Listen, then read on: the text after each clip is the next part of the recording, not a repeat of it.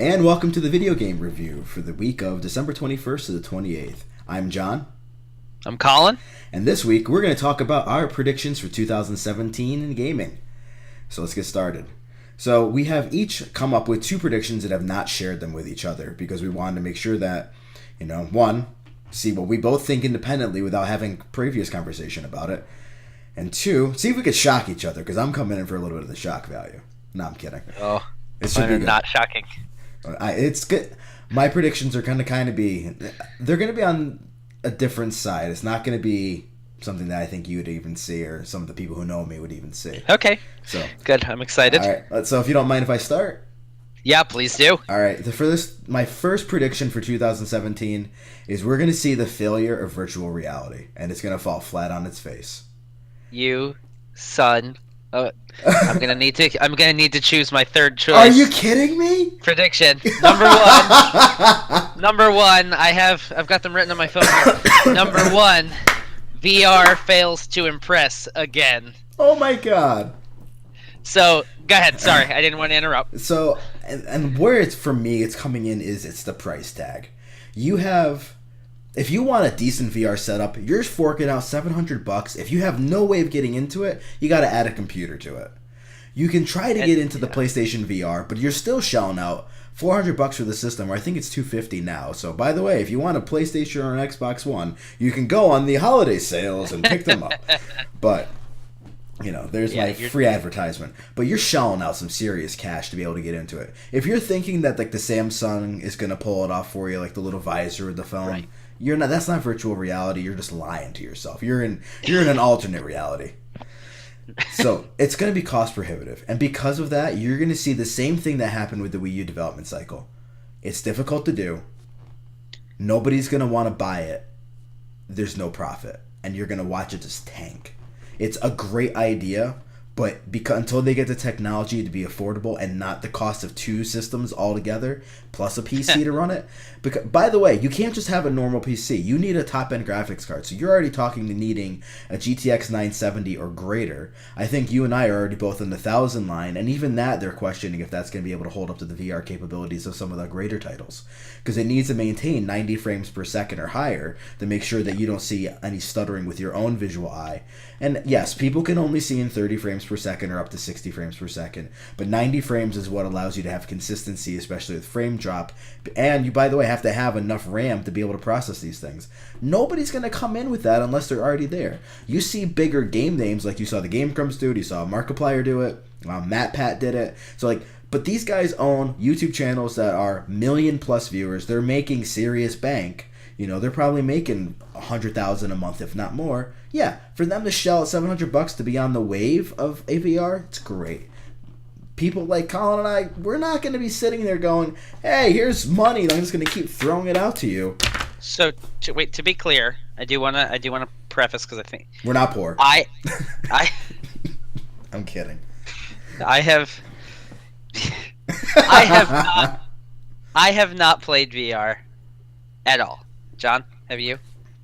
No, my glasses kind of prohibit me. Yeah. So neither one of us, and I've been told by those who have that it is an incredible experience and that it's indescribable to someone who hasn't played it. That said, I'm with you. I'm with you. This idea that VR is gonna stick somehow. I think one. I think you're totally right. I think the price is prohibitive. I think the idea of spending. So you've got the Oculus Rift. Yep. Right. You've got the HTC Vive. Yep. And you've got PlayStation VR as kind of the big three. Correct. Right now. No. The PlayStation VR, the most basic version of the rig is $400 just to get your VR headset. Really, you need the Move controllers and you need the camera that goes with it. So that's $500. I think, and I apologize to the interwebs if this is wrong, but I think the Vive is $800 and the Rift is $700, something like that. Yeah.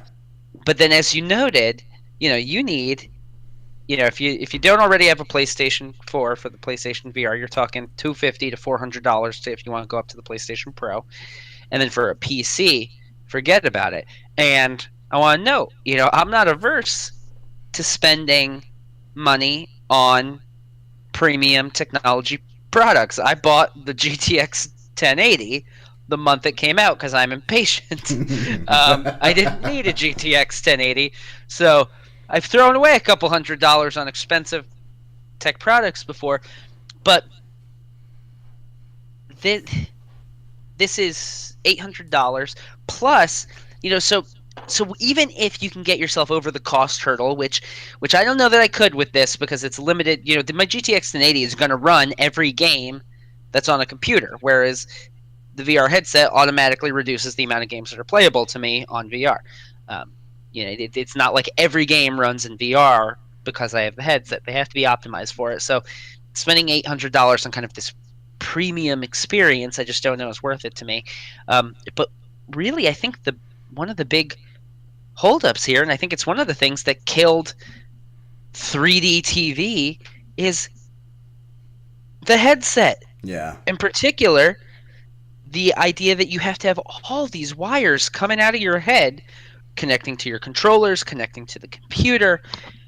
You have to have, on the Vive, I know you have to have cameras set up. You need a large play area. I just, that does not seem like it's the kind of commitment I think that most people are willing to make at this time. I know I'm not. I don't have a space where I can leave a large setup up all of the time, and I just can't see myself. And I'm not going to want to be taking down and putting up every time I want to play a 30-minute gaming experience, taking down an $800 rig and putting it back together, and then having to deal with the inconvenience of having wires coming out of my head. Once the headsets, I think Microsoft has a headset coming for Windows. I have no idea if it's going to be any good, but they've kind of inverted the camera system, so the headset actually looks out instead of being responding to cameras tracking you. The headset is looking out and tracking the space around you, so at least it's begun to remove some of those obstacles. But totally with you. I think 2017 is going to be another year where the success of VR is overstated. I don't know if VR is going to have its time, but I don't think 2017 is going to be that year. Well, Nintendo thought the Virtual Game Boy was going to take off, so. For what it's worth, I do think their VR headsets have probably done better than the Virtual Boy. I'd hope so. All right. Okay, so I'll go down to a different suggestion now. So my suggestion, and this is not necessarily going to be a shocker to our viewers because they don't know me that well, but to anyone who does knows I'm a pretty big and have been a pretty big skeptic for a while now of Nintendo home consoles, particularly because I always allow myself at some point in the cycle to get kind of talked in to a Nintendo console.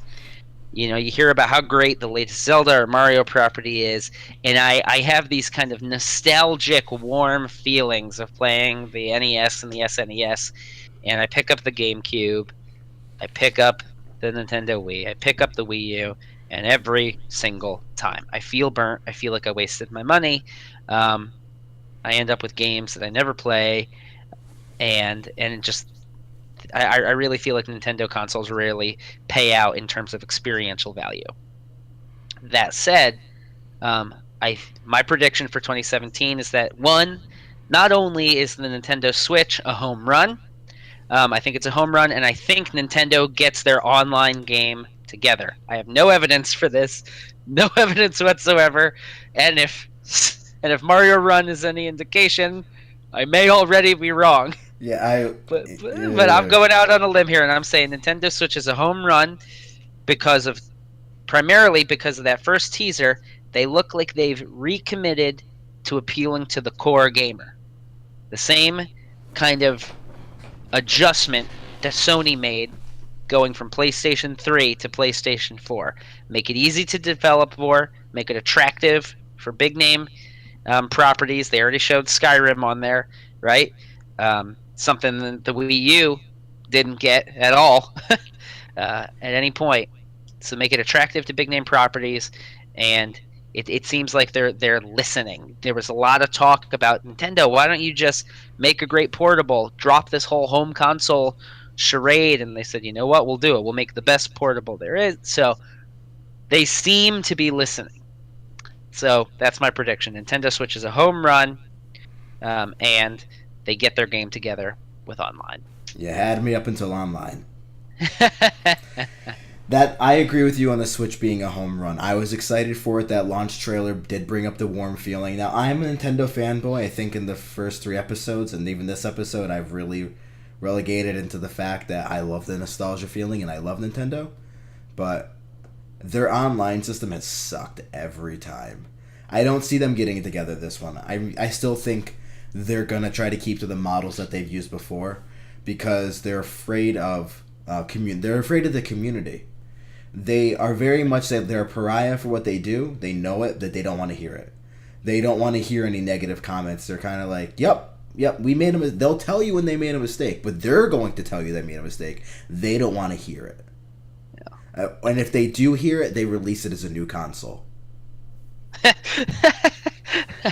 I think so. Like the idea that it's going to be a home run is me responding with some amount of actual critical thought. Mm-hmm. Like I said, it seems like they're demonstrating an ear and demonstrating that they're listening to feedback, and it looks like they're focusing on the core gamer. All that stuff I already said.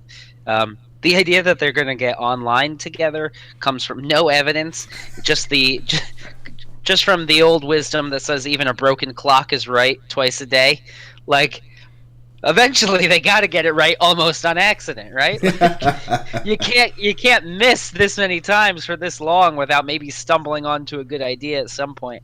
So I'm hoping that is that this what appears to be a newfound commitment to not just sticking their head in the sand and saying we're going to do it the Nintendo way. Instead we're going to go with technology that other people can develop for. We're going to pay attention and know we've got to get those third parties on, in the game, and know we need to be responsive to our core audience while trying to build out. So since they seem to be doing those things, I'm hoping that listening has extended to the online. With that point, I have a fear and a hope at the same time, and it's due to Mario Run. They knew that the next market for them was to grow into the mobile market, which the Switch obviously does. The Switch is very much a mobile piece. It's both mobile and home. But they tried to get into the mobile market, and as of right now, it's fallen flat. It is done poorly. Well, no, it has not. It is. In reviews. Yes, it is. As far as it's the, I think it's like it has set numerous records for the most downloads of any game on the iOS App Store. I think it hit the same number. Pokemon Go? It broke Pokemon Go's numbers. Already? Yes. Damn. Yes. I'm behind. So I don't know that it's got more, but it did in 4 days what Pokemon Go did in like 10 or 11. In terms of now, to be fair, Mario Run launched in more countries than Pokemon Go did at the start, but Mario Run, from the perspective of downloads and I think even revenue, I think has been successful. The criticism I've heard, and I'll let you know, I downloaded it and uninstalled it. The criticism I've heard, and I think this is probably right, is, okay, so they may have experienced some amount of success, but $10, the cost of the app, is kind of high for the mobile market. Doesn't mean the game's not worth it. It may very well be, but just the mobile market may not bear that cost. So how many more people? I thought I saw that the actual conversion rate is extremely low from people who download the free couple levels to paying. I want to say I heard it was 8%. So given how many downloads there are, that's really tiny. And so I wonder how much more successful they may have been if they'd chosen to go with maybe a little bit more mobile friendly price point of $3 or $5. Right. And maybe thinking that they could get away with the kind of, frankly, price gouging that they do on their closed Nintendo platforms, because they charge a ton of money for their historical properties in the Wii U and the Wii, on the what I can never remember what their digital marketplace is called. eShop. Um, they charge a lot of money there for those games, Yep. $10, $15. Though those aren't prices I think you would pay anywhere else, but they've got a closed system. Um, they don't have a closed system on iOS. Yeah, Nintendo's now entering the free market, and I agree. And thank you for correcting me on that. That I was wrong in the way that how the success of Mario Run is. But one thing that I'm hoping that they're seeing, and a friend of ours made a similar comment that I kind of, it was almost a little tongue in cheek, is I'm happy their stock price got hit. You know, because that speaks to the board of executives. Like, I feel like when you don't buy a game, and this is the comment my friend made, or our mutual friend made, is, well, don't gamers tell them that when we don't buy their games. And to me, it's yes and no. Is if we don't buy their games, they just put out another one. Yeah, they lost on a development cycle, they lost on a game, and like really the developer of that game lost. But Nintendo's first party IP has always been successful. They rarely have a first party game they produce that isn't going to be well. And this is a real big slap in their face, and they can go one of two ways. They can go the classic Nintendo way, and this is where I want to go with this, is they can go classic Nintendo, and they're just going to move forward and go on. And they're just going to go, it didn't happen. Mario Run was a success. Everybody downloaded it, and they're going to look only at the positives and not accept the fact of the community really is responding, and now there is more of a financial backing to that. Now, you made the point. These are the same people that when they didn't know that Nintendo didn't make Pokemon Go, these people being Wall Street traders. Wall Street traders, who, by the way, aren't normally gamers. They're kind of busy with, our money. They inflated the Nintendo stock to a point where it was like an all-time high because they didn't even know they didn't make it. Niantic made Pokemon Go, and that's a subsidiary of Google and Nintendo. Right. And it's like, and once they realized it, well, the stocks didn't necessarily deflate. It wasn't like it went into a correction. Yeah, it went into a correction. But it wasn't to a point of like crashing. But it definitely was, these people, they definitely, so they read all the terrible reviews of Mario Run, and immediately the stocks dipped.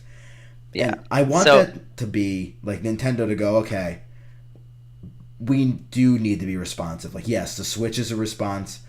I hope that they're going to be continuing to be open-eared because I want them to see the real ramifications. I feel like Nintendo's enjoyed this high pedestal and immunity because, just like you said, there's that nostalgia feeling. We all go back to the nostalgia feeling. I mean, how many times have you seen the meme where it's like Nintendo makes a product, then they go into the cycle of, everybody's scared of said product. We buy it. Or no, everybody's hopeful for it. We buy it, we hate it, and then we go back to Nintendo makes a product, and we keep repeating this cycle of we hate it, then we love it, we hate it, and we love it. And Nintendo enjoys this immunity. Again, I'm a Nintendo fanboy, and I hate them at the same time. Yeah, I think I disagree with some of what you said there because, one, like you noted, I give very little weight to the stock market response. Right. On Mario Run, in part because of what I said, but I was also being a little glib in that, I don't think that the iOS reviews, Nintendo could take action tomorrow that corrects some of the concerns. They could drop the price, they could drop the online-only requirement, and, they can totally change course and direction here. I don't think the reviews are going to be any sort of permanent effect. Two, my comment on the reviews, I think, like I said, I think there's I think there's a miscommunication happening. I don't think it speaks to the quality of the product. I think it speaks to, like I said, the market, the mobile market being willing to bear a price that high. My guess is that the game is probably worth it. That's my guess. I played a couple levels. I thought they were entertaining enough. Really, the reason I uninstalled it right away and didn't pay it any more mind is that I was an idiot and got the 16 gig iPhone, and storage is super limited on my phone at the moment. Mm-hmm. So I uninstalled it because I didn't care. I don't play enough games on my phone to justify the time. But if I were the kind of person who was inclined to spend time playing games on my phone, $10 doesn't seem unreasonable to me for a Mario game. I'm guessing I'm not their growth market though. But anyways, I say that to say that I think people probably just didn't realize necessarily I think there may have been a miscommunication. They didn't know what the expectations were. They were expecting maybe microtransactions or smaller transactions, and so maybe it's a communication issue, which again I think can be rectified on the Mario Yeah. run. And but the last thing I want to say on this is I don't think Nintendo's experienced, like you said, immunity. I do think they've got a bit of like we stick our head in the sand, and double down like they've done with online thus far. But I don't think the Switch should be coming out when it's coming out if Nintendo had immunity, because the Wii U has bombed. Yeah, that is true.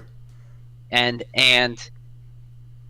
I think the Wii U is a good example of, hey, the Wii was they just doubled down on what they thought worked on the Wii. You know, we keep the motion controls. We've got some sort of wacky way to interface with your game. I mean, and they were solving a problem that didn't exist. They were, and I think that's what I just don't think the Wii U, and they didn't communicate clearly what the Wii U was, and they really just tried to double down on what the Wii did, on this broadening to the casual market. And what they didn't realize is maybe the casual market was still fine with their Wii.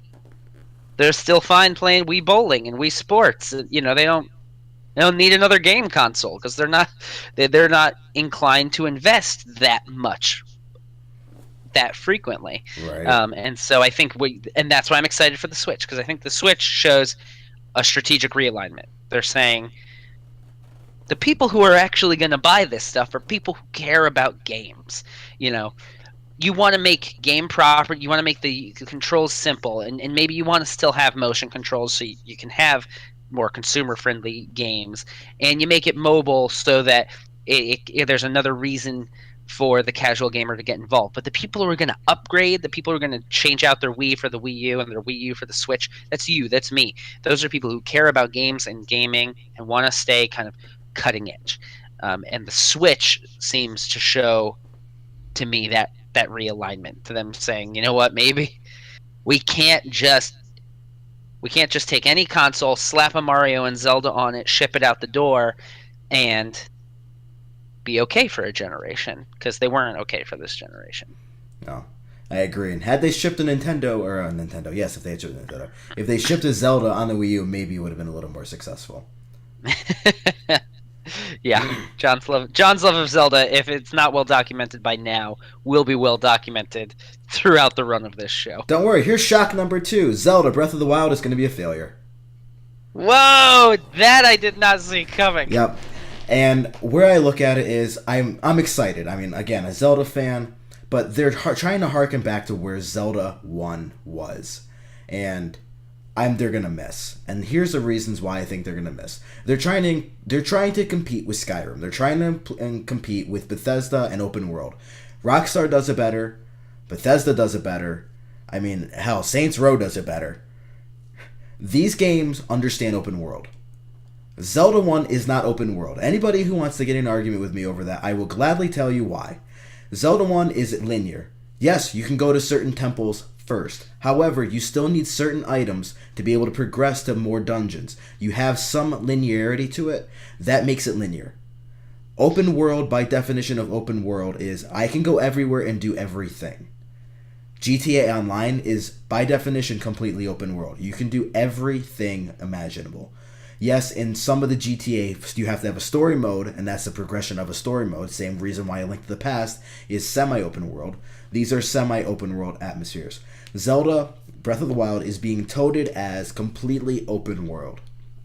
And I'm going to question them on being able to do it and be successful. And, I mean... Go ahead, sorry. And then, you're competing with games who understand menu-driven systems, so Skyrim is very quick with it. You have GTA, which is very quick with their menu systems because they understand the gamer and being able to do more than certain things. And what really made me think that it's going to fail is watching the cooking. When you have to go through about 3 or 4 sub-menus to get the items you want, and you're not going to necessarily know the recipes. Some players like me, I don't necessarily want to go and discover new recipes. I have a phone, I have Google. If I want a new recipe, I'm going to go look it up. I don't necessarily want that aspect to be the interesting part of it. What I want to be part of it, Zelda, is I'm a hero. I'm a guy who likes to go out and sword fight and stab things and shoot things with arrows.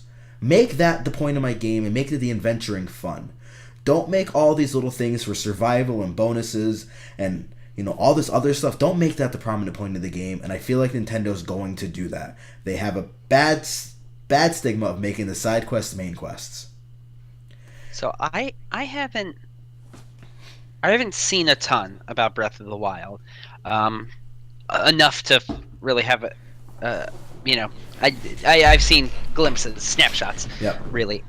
But so recently I picked up, it was on sale, or maybe it was just permanently at a reduced price. I picked up Ocarina of Time for the 3DS, and so I've been playing that a little bit, and I was really. It's funny because I haven't played it since the Nintendo 64, and just for reference for everyone, the Nintendo 64 was really kind of the start of me beginning to dabble in gaming in a broader sense. I tended prior to that, I had very limited interactions with games. So it was pretty much Mortal Kombat or bust. I didn't really play anything else, and that's so why we don't play that game. And so I didn't say I was good. That was the only game I played because I liked the fatalities.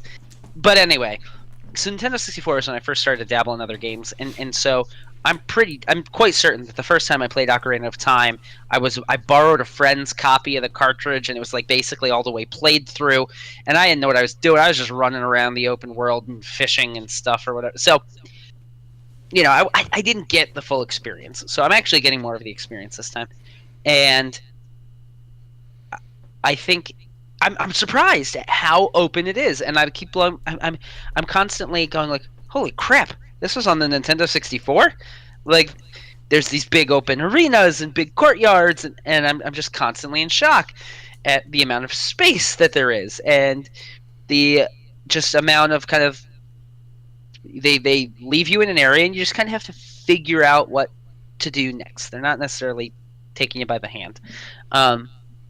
And so that it's funny, but I've actually been given confidence for future Zeldas by going back to this old Zelda. So going back to the last time I think they really sat down and looked at Zelda and said, how can we do this differently? Because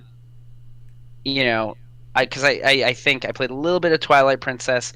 I played a lot of Wind Waker. And they owe a lot to their heritage of Ocarina of Time. Mm-hmm. And I get the sense that, again, with Breath of the Wild, this might be the first time in a while Nintendo's sitting down and saying, all right, how can we do this differently? How can we modernize this? And I'm encouraged, I think. So I don't know if it's going to be good. You certainly know more about Zelda and Zelda history and Zelda gameplay than I do, but my experience with Nintendo and their approach to Zelda is they seem to get it right most of the time. I'm less encouraged. I want it. Trust me. I want it to be good. I want to be wrong. I want to be wrong. I want to be wrong, because I know not people share this opinion with me. I don't like Skyward Sword. Again, when I make arguments on Skyward Sword... Remind me, which one is Skyward Sword? That was the one that was released on the Wii U that had the full motion control. So you were able to angle the sword any which way. Was that a full single-player... Yes. Zelda? Yep. That was a single-player... That wasn't one of their, crazy four-person Zeldas? Nope, that was Triforce Heroes on the 3DS. Okay. Yep, that was their probably last main console franchise besides A Link Between Worlds, which was for the 3DS, which is based on the A Link to the Past franchise. Right. And I know there's people who don't agree with me. I don't like Skyward Sword. Ego Raptor, Aaron Hansen made a very good sequelitis episode based on, and I'll add this into the show notes as well, is what his perceptions of why A Link to the Past was better or not better than Ocarina of Time. And for the most part, I agree with his arguments on that. And what you saw with the growth of Ocarina of Time was it set up some staples of what happened with the gaming. And I don't know if Nintendo learned enough from those lessons that made me... I play Ocarina of Time and I actually look at it and go, it got 10 out of 10 at the time and point in time. If I was to play it again now, I would not give it a 10 out of 10. I don't think it holds up. And I think mostly for the way it tries to integrate the combat system and the exploration. And again, this is Eagle Raptor's point. I agree with it. I'm not going to claim that I had the original thought with it. But so please go watch this video. It's about a 35-minute episode, excuse me. It is worth watching. But the key points are combat is stagnant because it's a waiting game. They take difficulty and subjugate it by having weights. You have to wait to attack. You have to wait to open chests. You have to pretty much wait to do anything you want. Exploration is find a button and push it. Now, Link to the Past did something similar when you have to go find a switch on the floor. But now you're literally looking for an eye to poke with the slingshot or an arrow or some crystal to whack. And that is his words. And I agree that it became almost like Mega Man episodic, where it's like I'm not exploring anymore and the combat's not naturally floated into it because I have to use Z targeting to keep the combat fluid, but I can't explore while doing combat. A Link to the Past, you could explore and do combat. At some points, it was required. And A Link to Between Worlds did it as well, where your combat was fluid between your exploration. Ocarina of Time, in every Zelda beyond that point, your exploration was completely completely divulged of being able to fight. Did you play any of the? That's a great point. I think that's a great point. Did you play any of the Batman Arkham games? Do you know how I do stealth games? Yeah, the thing you don't have to. Yeah, I tried. I did try. But I'm bad. Anyway, the point is nothing about the game. Nothing about like Batman or whatever. But the point is that game does kind of open world combat really well. Now they do have like combat arenas. You'll go into a room and the room's basically a closed space and you do your combat in there and then you go into the explorer. But they really kind of set the mold for what combat can be like in a third person action adventure game. Because for a while it seemed to me like the Ocarina of Time set the standard with that kind of targeting system. Yep. And Batman, I think, has since maybe refreshed that a little bit. And I'll agree with you. Going back, I am finding the Z targeting to be frustrating. Yes. In a way that I remember it being renowned when it was introduced, and I'm finding it frustrating now. So I'll agree with you. And I think I'll agree with you there. Breath of the Wild will suffer from the same thing, because that's kind of like the Nintendo staple of how they do combat.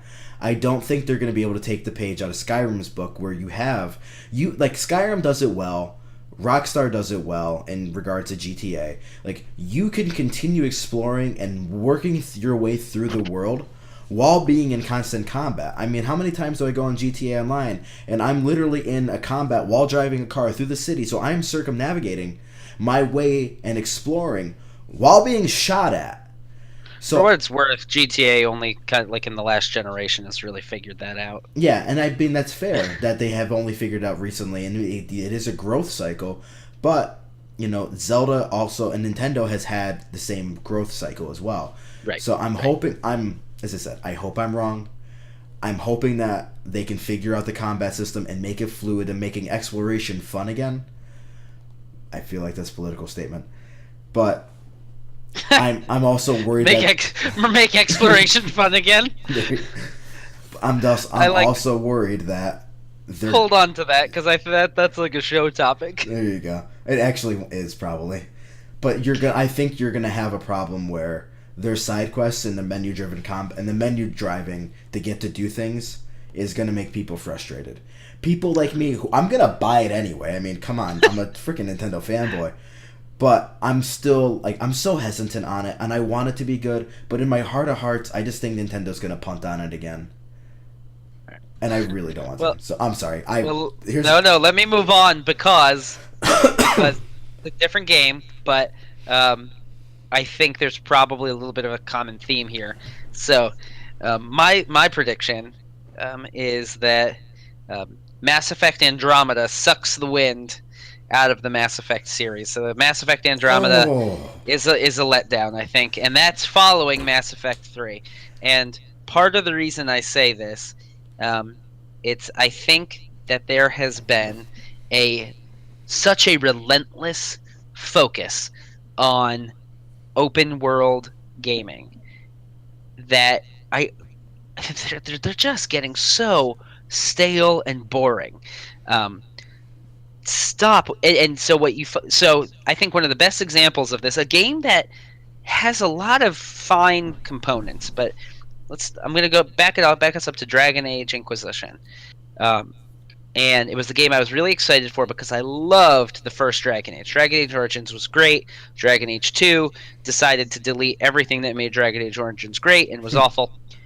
Dragon Age Inquisition tried to appeal to all audiences, and I think and so it tried to bring in some of the Origins style stuff, but also in the same vein as you hear with Breath of the Wild, there were some references to Skyrim in when they were talking about making comparisons with Dragon Age Inquisition, and I think there's this kind of Skyrim complex ever since Bethesda kind of hit the jackpot on that game, where Hmm. everybody's looking to maybe replicate what they do a little bit, and the game it's not as fun a world to explore as, and that's really I think Bethesda's strong suit that no one matches. Their world is fun to explore. It's fun to get lost in Tamriel. Yeah. It's just fun to get lost there. It's not fun to get lost in most other game worlds. I don't think so anyway. But particularly true of Dragon Age Inquisition. And what I found is this focus on open world gives you all these kind of burdensome side quests that are just not interesting. Go out here and collect 10 kinds of flowers to make a potion, and then collect some iron ore, and kill a dozen wild demon sheep or something. And and what you end up with is these long chunks of you get kind of this, they're super simple and they're not challenging, of these discrete gameplay chunks that repeat over and over again. Okay, there's a camp of bad guys, normally like one elite enemy and then some weaker enemies, and so you go in and you kill, and you have the same gameplay cycle. You kill these enemies, and then I go collect the stuff I need to collect, and I'm continuing to travel on foot, and I have to kill these wild animals that don't fight back at all, so that's painfully simple. And then I have to go around and collect scraps of paper on the ground and read some filler text on the screen. And they take these kind of recurring chunks of gameplay and just rinse and repeat to flesh out these open world environments, and they stretch it out and they stretch it out to 3, 4, 5 hour chunks. And what you end up with is a game that has their what a series that the original Dragon Age was known for its characterization and relationships and world-spanning narrative, if not a little archetypal. Fine, it was at least well written and interesting and fun. You take these narratives and you stretch them out, and so you end up with only like 5 or 6 real narrative beats throughout the course of the game, and so you lose kind of narrative inertia. There's no steam. You don't gather any steam, and so you begin to lose energy instead of gaining momentum. And I think that's true of Inquisition, and I think that this focus on open world does that to a lot of games. They just have all these kind of repeating gameplay cycles and elements. The Assassin's Creed games are, the first one in particular was noted for this, but you repeat the same set of tasks to go do your assassination every single time. Do it over and over again. And Wouldn't they you? just Sorry go to ahead. interrupt. Sorry. But with that thought, and I want your thought on this, is wouldn't you say that's the MMO effect? Yeah, maybe. Because That MMOs do the same thing. Like, they set up the quest and they rinse repeat. And I feel like because these companies, and I really want your thought on this, are these companies copying what MMOs do because they're so unfamiliar with it and are afraid to try to explore what it could be to have narrative driven exploration? I don't know. I think MMOs can get away with it because MMOs are social. Right. So you and I are in Discord, chatting and talking, and we're kind of talking shop in the game. And so the socialization of an MMO alleviates some of the burden of the repetition, I find. Hmm. Um, Whereas when you're in a single player game, you don't have that. And honestly, I think it's I guarantee it's hard structure to write a compelling narrative in. Um, I guarantee it is to take an open world and write a narrative in such a way that it has momentum, because you can't account for which direction the player is going to go when they leave the cave, um, and so I don't know how you make how you do that right, but I think we're doing it wrong, Right. because I get I so mean, wrong. bored about, like, I get my 1 hour narrative with a cutscene, an intense battle, a boss fight, and then they let me loose in a new arena to do the same bits of gameplay over and over and over again for 6 to 8 hours with really no narrative incentive included, and then I get another narrative beat. And I am convinced, I think that's what's going to happen to Mass Effect Andromeda. Part of me thinks that this is probably um, it's probably, when you do it that way, it's easier to write. You're not writing as much, which means you're not recording as much, which means you're saving time on narrative, you're saving time on writing, you're saving time on recording. And so I think that's probably easier. I think if you only have to design these recurring gameplay elements once, and you can kind of randomize the placements of enemy camps and bases and towers and resource collecting, it's all gameplay that can be ran. You don't have to design set pieces, the way that, like, you think of a first person shooter, think of a high profile first person shooter, pretty much any of them, Battlefield, Call of Duty, Halo. um, and these are set piece games, right? There's lots of corridors where you fight enemies, and then you get into some big space and buildings are exploding, and there's lots of voice acting going on in your headset, and you've got armies rushing in and vehicles coming from all different directions, and all of that has to be designed, all of that has to be scripted. Whereas in these open world games, you can get away from that. Hmm. And so I think, and it's a way to pad game length for people to feel like they're getting more value, even if it's not entertainment value. And I'm that's my and so when you first said that Breath of the Wild was, yeah, you weren't, that it was going to flop, my thought was open world fatigue. Like, Yep. that's my fear with Breath of the Wild, is like, don't, you know to me Zelda's about dungeons. Right. It's exploration. It goes right back to that same point. And I agree. I share the same fear with Mass Effect. I really think we're in a stale point where really everybody's kind of looking at Bethesda to say, when is Elder Scrolls 6 coming out? Because we need to see what you're doing so we can replicate it again. Because everybody's kind of lost the path. I mean, we both played ESO, Elder Scrolls Online, and Yeah. it felt like it was a halfway decent single player game. It was a very crappy MMO, Right. and It was it was it was not an achievement in either regard, I think. no, it was not. But I can't really say that I've played another open worldish game without GTA, and even GTA, like, it's not go collect like 5 guns and Well, and return them in. it's different. It's certainly It's different. different. It's different. It's open world but different. I can't Yeah. really say I've played another game besides that. Now I haven't played The Witcher or The Witcher 3. I need to. It's on sale right now. There, yes. Buy Witcher 3. There you go. Yep. You want to talk to somebody who does it and gets it right. And Witcher, incredibly, that's a game that, it's an open world game, and I'll be damned. I don't know how they do it. It's something with the scripting, um, but that's a game that feels like it has narrative momentum in an open world. Um, I always feel, and you know what? I'm sure it's a forever development cycle and a big team, and they're all skilled, and the side quests are interesting, and they're either interesting or they're scary or they're funny or they relate to older games, or it's optional content that can matter in core content, not just collect 10 flowers.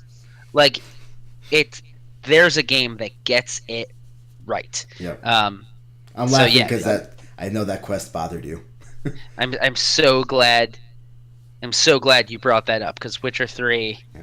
And I honestly think A home run. Andromeda's gonna bomb it. I cannot agree with you more. And I really think 2017, like as a whole, we're not gonna see. If you and I'm not to steal the direction, and I don't want to make a third, you know, but we're gonna see the indie market kind of take over. I think our AAA gaming has gotten flat. I don't really see them taking 2017 and pushing the envelope. I think Undertale said it in 2015 to open up the door and say there's a fourth wall, time to break it. And a lot of games in the indie development are doing that, and it's starting to challenge the writing and the gameplay, and making developers, these indie developers, not just go, I need to make an interesting game to play that is interesting because the controls are interesting, or the formatting or the leveling design is interesting, but the narrative is interesting. And it's challenged these AAA teams who have hundreds of writers and going, okay, this one guy, this one girl, they got it. And they told a story better than we did. And I want to see the indie market become so prevalent and so forthcoming that these companies, Nintendo, Sony, Bethesda, all these other ones are going, all right, we got to step up our game and we need to do it better. And now we need to use our budget to do it. So I want to see a game like Andromeda go, okay, we got the $100 million to throw at this one, the $150 million development cycle to say, it's time we put the voice actors to work. It is time that we make the adventure feel whole, that every element is fleshed out, and you can go and be in this world and exist in this world, and it is a full world, not just a bunch of NPCs standing there while you wait to find out where your next quest is. So, but I don't think they're going to do it. I am with you 100% of the way on that one. I think they're going to flop on it too. And coming out of BioWare, that hurts.